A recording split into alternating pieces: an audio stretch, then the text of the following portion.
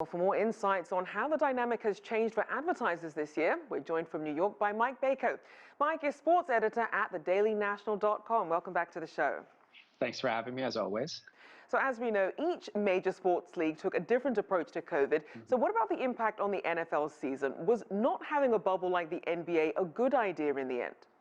Well, if you ask some teams during the middle of the season, particularly the teams that had their games pushed back or had to play with not a quarterback like the Denver Broncos had to play this year, they may have a different opinion than the two teams that are in the Super Bowl. But I think the fact that we're playing the Super Bowl says is that the NFL not going into the bubble, not really even a feasible possibility to stay in the bubble, probably made the right call. There were some bumps certainly along the way. Reports of upwards of 700 players testing positive. Amazingly, the Seattle Seahawks didn't have anyone test positive.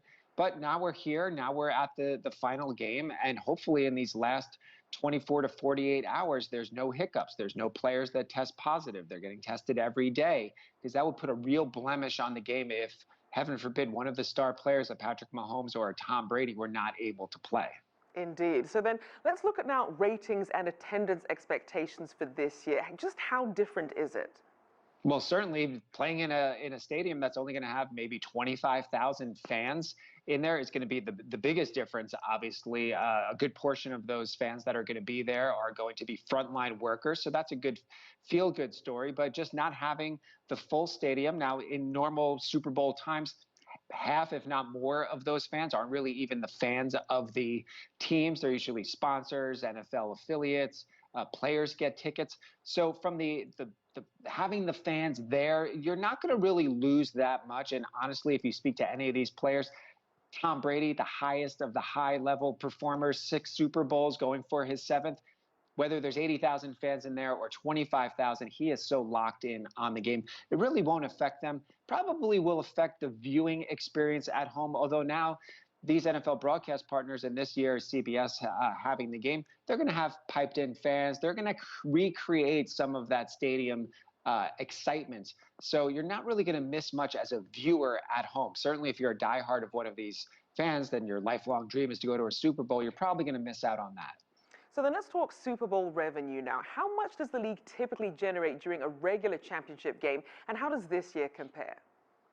Well, when you think about fans in the stands, these two home teams that actually played their championship games, the Green Bay Packers had fans in their stadium, certainly not full capacity. The Kansas City Chiefs, who won their game, had about 50% capacity. Obviously, they want to keep with social distancing. So they lost out on the stadium revenue, but baked into their TV contracts, which are multiple billions of dollars a year, are the rights to these games. So they didn't really lose much in terms of the revenue coming in. It's just kind of thinking about the bigger picture of how much they've lost over the course of this year. When they split up that pie among the players, that TV revenue is set. That's not going anywhere, but there are all these ancillary type of revenues that come in that are going to decrease the salary cap come next year and will ultimately affect player salaries. And so you've touched on this in terms of the amount of money coming in. Who really gets the bulk of the profits that come from this? Well, it's interesting. When you think about the NFL players that are going to be playing in the Super Bowl, you think about the millions of dollars that Tom Brady makes over the course of the year, or even Patrick Mahomes, who just signed a new contract.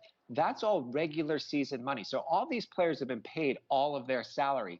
The winning team in the Super Bowl, those players only make $120,000 for winning. The losing team makes half of that money. So what they're really playing for, yes, $100,000 plus is a great chunk of change for anyone, but their salaries are already paid for. When it comes to the NFL teams, again, that money is broken up over the course of the year from the TV revenues that come in, and that's already baked in. The big losers out of all of this, unfortunately, is the city of Tampa, who are not going to have all those people flying in, not going to have all of that hotel revenue. So they're the real losers when it comes to the Super Bowl. And certainly, obviously, COVID weighing heavily on everyone. And also when it comes to tone in advertising, some companies have chosen to forego the big spending on the Super Bowl ads and instead of donating to COVID vaccine and relief efforts.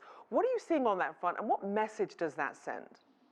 Well, when you look at a brand like, say, Budweiser, just in-house in the Anheuser-Busch family. So Budweiser decided not to have a Super Bowl ad. They're donating to local causes to raise COVID awareness. Now, on the flip side, Bud Light has come out, already put out two very humorous spots, one bringing back all the Bud Light legends and another one about Bud Light Seltzer with humorous take on that. So they're really leaning into the fact of, hey, this is our brand. We're going to do this spot, and this is what people expect from us. Scott's Lawn Care, obviously a much more of a premium now on people spending time at home and in their backyards. They've got John Travolta and they've got Martha Stewart in their ad. So they're really leaning into it. And really the brands that are advertising in the Super Bowl not only are paying that $6 million or close to it to be in the Super Bowl, but they're really amortizing that out over the fact that they're posting it on social media. They're posting it on YouTube. They're getting a long tail of these ads. So even if you look back 10 years ago, before YouTube, before social media, it's that ad and it played that day, and that's really it. They would probably play it afterwards.